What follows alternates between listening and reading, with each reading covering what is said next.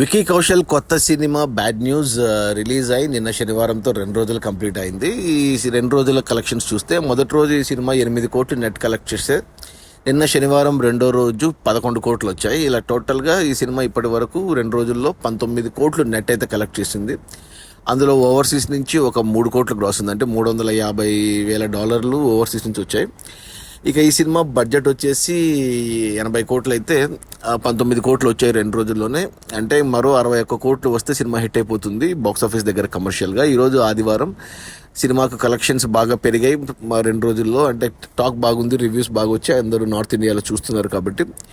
So ఈ రోజు కూడా ఒక 11 కోట్లు వస్తే 3 రోజుల్లో మొదటి వీకెండ్లో 30 కోట్లు నెట్ అయితే వస్తుంది. ఇంకా మరో 50 కోట్లు రావాల్సి ఉంటుంది. అది నాకు తెలిసి ఒక వారం 2 వారాల్లో వచ్చేస్తాయి. సినిమా కమర్షియల్గా బాక్సాఫీస్ దగ్గర హిట్ అయ్యే ఛాన్సెస్ కనపడుతున్నాయి. నేను ఇంకా చూడలేదు ఈ సినిమా ఎలా ఉందో. సినిమా ప్రొడ్యూసర్ వచ్చి మనకు తెలుసు కరణ్ జోహర్, ధర్మా ప్రొడక్షన్స్లో తీశారు. అది మన వికీ కౌశల్ అండ్ తృప్తి దిమ్రీల కొత్త cinema, Hindi cinema, bad news comedy cinema. Release అయిన మొదటి 2 రోజుల్లో 19 కోట్ల నెట్.